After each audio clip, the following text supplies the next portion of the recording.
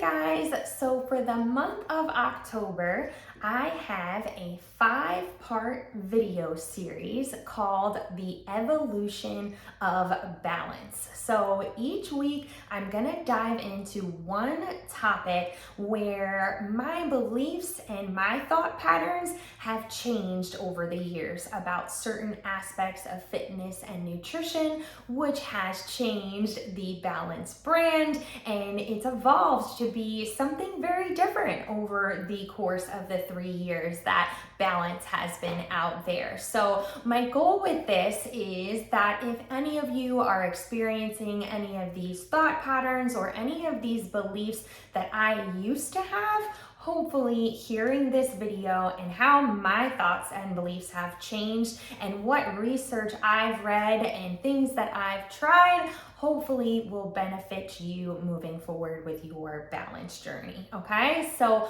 part 1 today, we're gonna talk about how much less stress I put on intensity when it comes to workouts. So way back when, this goes back to just my old patterns of thinking with black and white thinking, or all or nothing, or 150% or zero. That's what originally brought me to balance. But even so, when I was still starting my balance journey and finding my balance and living in the gray, I still put a lot of weight into the intensity of my workouts. So trying to make things harder, or making them tough, or making the workout longer, or making yourself tap out at the end, or feeling like if you didn't track the calories on your watch, then it didn't count kind of mentality.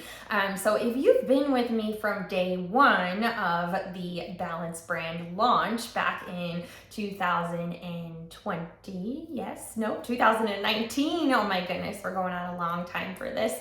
But if you've been with me for the long haul, you've probably noticed an evolution in the intensity of the workouts that we do now. So I've learned a ton about how stress, even good stress, affects our bodies. Us as Americans, we are stressed out. We are some of the most stressed out people in the entire world, but at the same time, we are also sedentary. So exercise is necessary, but sometimes putting additional stress on the brain, additional stress on the joints, additional stress on your nervous system, it can be even more detrimental than anything when you're trying to find some balance and to get healthier. So throw another wrench in it. As a woman, we have our menstrual cycle, which our hormones are constantly waning and going down and up and all the things. We're a roller coaster. We all know that. We never know which version of ourselves we're going to be that day because of our hormones. But this also drastically affects how our body responds to exercise and how well we recover. Whether you are 19 years old or whether you are 45 years old and your period is barely happening anymore, it's still the cycle of being a female is still affecting how stress and the intensity of workouts is, how our body is responding to that. Okay, so like I said, very much used to be harder, higher intensity. If you modified, it's not good enough. And I cannot tell you how far away I have come from that thought process. My thoughts today are movement is medicine, and the worst workout you can do is the one that you don't do at all. You just want to keep moving and you want to listen to your body, and some days you might feel great. And that's when one of my HIIT workouts, you can mod it up, you crush the beef and cheese, you're dripping sweat.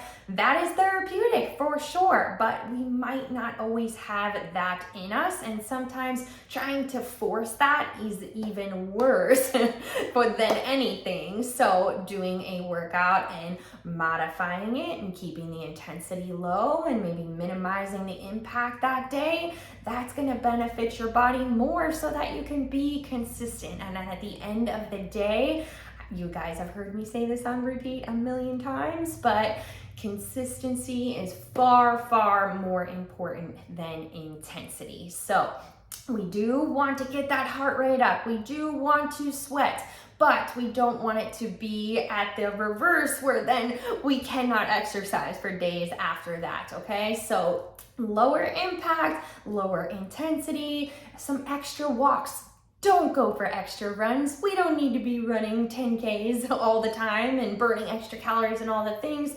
Go for low intensity walks. The longer you walk, the better. Also good for brain health. You're getting some sunshine, okay? But intensity is not the most important thing, and sometimes intensity can be actually harming us instead of helping us, okay? So for part one, moving forward from here, try to get out of that mindset that more is more. That's not always the case. Sometimes a little bit less is going to get you a lot further, okay? So listen to your body one day at a time. It's going to be different every single day, especially if you're female with your menstrual cycle. So one day at a time, do the best you can do, and that's all you can do.